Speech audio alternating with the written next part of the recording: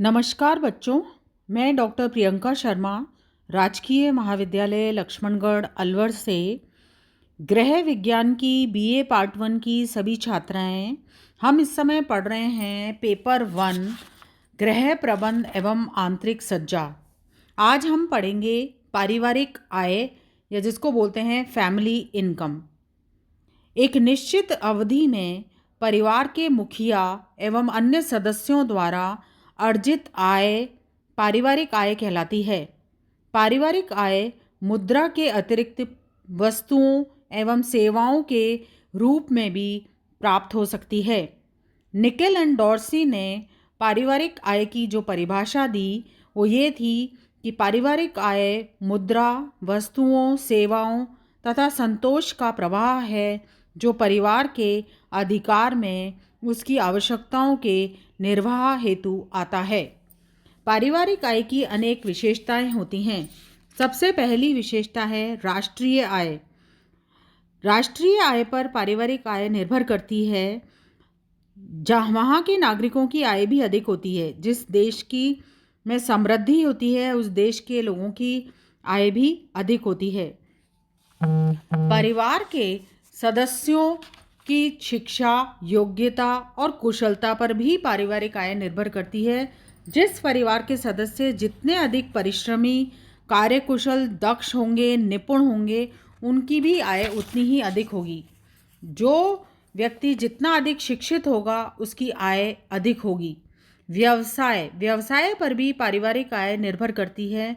कुछ व्यवसाय ऐसे होते हैं जिनमें आय अधिक होती है, जैसे व्यवसायी, कपड़े के व्यवसायी, चिकित्सक हैं, भवन निर्माण में कोई जना कार्य करता है, सड़क निर्माण करने वाले ठेकेदार हैं, इन सब की आय अधिक होती है। इसी तरह से कुछ कार्य ऐसे होते हैं जिनमें आय कम होती है। व्यक्ति जिस वर्ग या समुदाय का सदस्य होता है उसी के अनुसार उसकी आय निर्धारित होती है। जैसे एक लिपिक की आय एक व्याख्याता से हमेशा कम होगी, इसी तरह से एक नर्स की या कंपाउंडर की आय एक चिकित्सक से कम होगी। परिवार में आय अर्जित करने वाले सदस्यों की संख्या पर भी पारिवारिक आय निर्भर करती है। यदि परिवार में एक से अधिक लोग कमाते हैं तो उस परिवार की आय ज़्यादा होती है।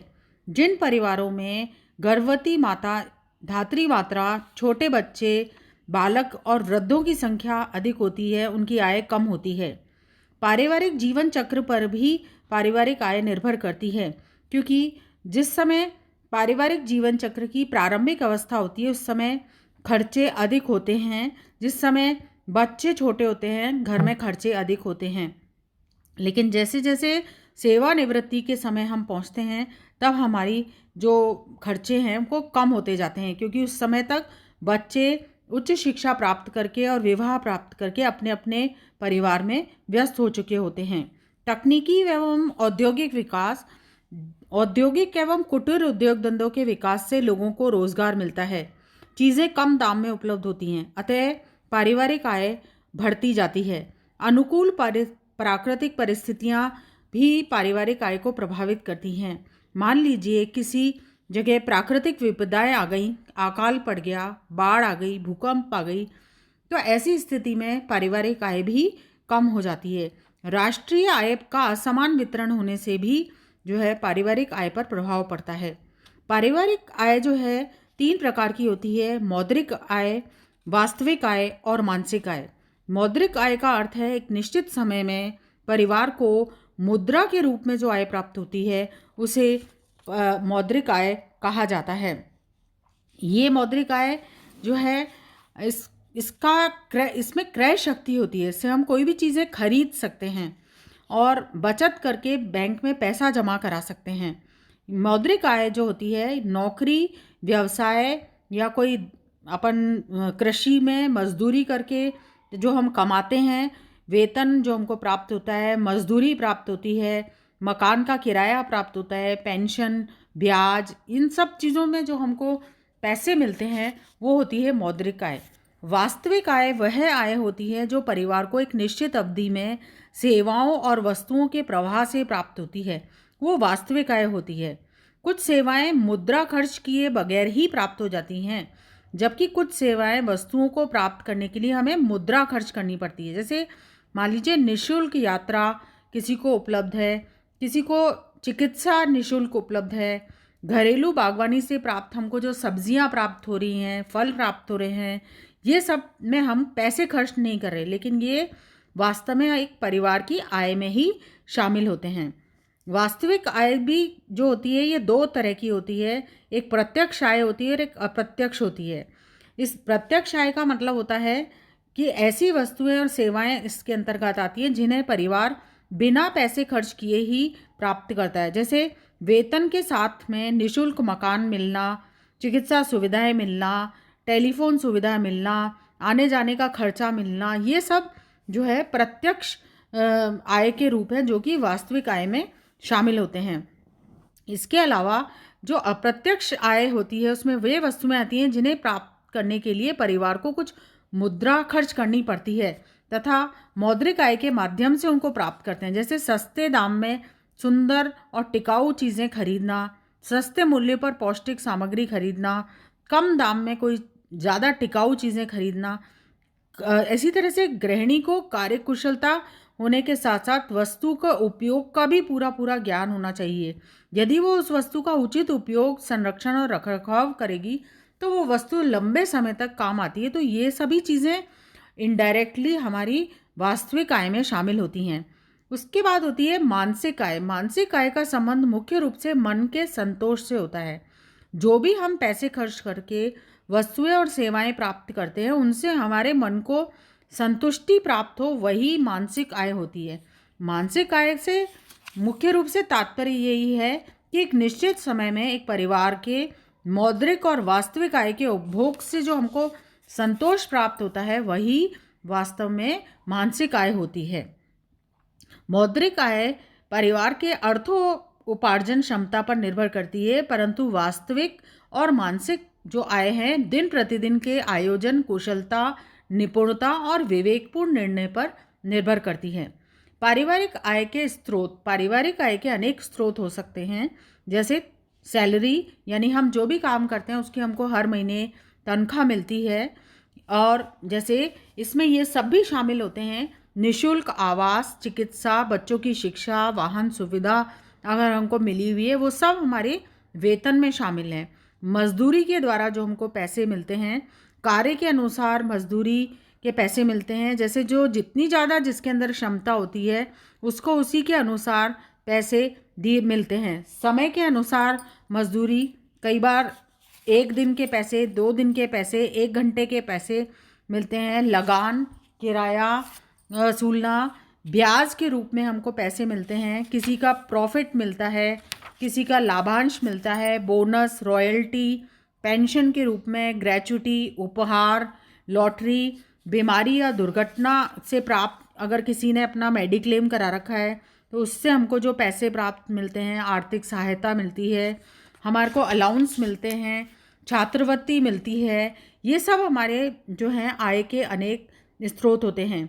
पारिवारिक आय को प्रभावित करने वाले बहुत सारे कारक होते हैं, जैसे मुद्रा की क्रय शक्ति क्या है, कितनी जो है मुद्रा की क्रय शक्ति विक्रय शक्ति पर ही क्रय की जाने वाली वस्तुओं की संख्या और मात्रा निर्भर करती है। जिस देश की मुद्रा शक्ति अधिक होती है वहाँ के वासियों का रहन सहन भी उतना ही अधिक अच्छा होता है।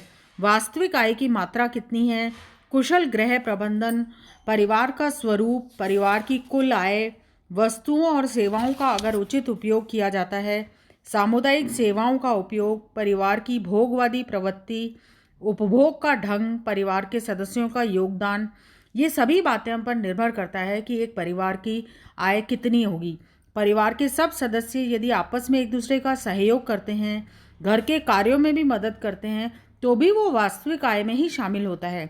यदि कोई महिला अपने घर का काम स्वयं करती है नौकर रखने की जगह, तो वास्तव में वो अपनी पारिवारिक आय को ही बढ़ा रही है।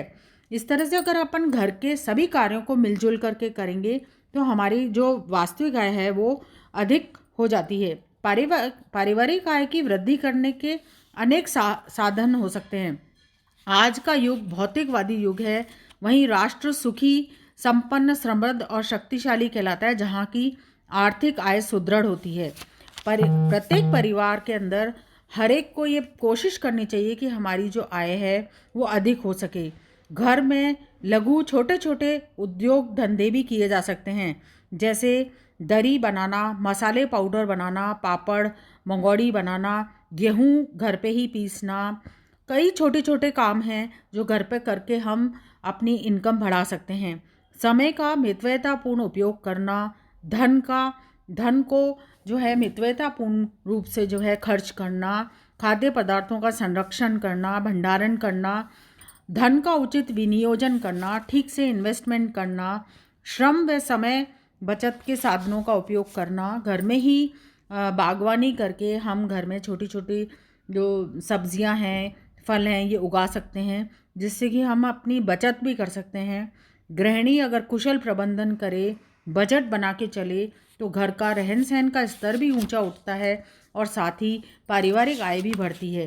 तो इस तरह से अनेक विधियों के द्वारा, अनेक तरह से कोई भी जो कुशल गृह प्रबंधन करके कोई भी महिला अपने घर का की जो पारिवारिक आय है उसको बढ़ा सकती है। तो इस तरह से पारिवारिक आय के ऊपर जो क्वेश्चन बनता है होम मैनेजमेंट के अंदर, एक तो कि पारिवारिक आय की विशेषताएं क्या होती हैं, ये कितने प्रकार की हो सकती हैं और वो कौन सी तरीके हैं जिनसे कि हम अपने घर में पारिवारिक जो आय है उसको बढ़ा सकते हैं। जैसे उदाहरण के लिए मान लीजिए आप कॉलेज के स्टूडेंट्स हैं, अगर आप कोई छोटे बच्चों का ट्यूशन कर सकते हैं, तो अगर आप ट्यूशन करते हैं तो आप अपने परिवार की आय को बढ़ा सकते हैं। आप अपनी मम्मी की मदद करते हैं घर के कार्यों के अंदर, तो आप पारिवारिक आय को बढ़ाते हैं। आप अगर घर में कुछ सब्जियां उगा लेते हैं तो बाज़ार से सब्ज़ी लाने की आवश्यकता नहीं होती है, तो वो इनडायरेक्टली हम अपने परिवार की आय को बढ़ाते हैं। तो ये एक इम्पॉर्टेंट चैप्टर है और इसमें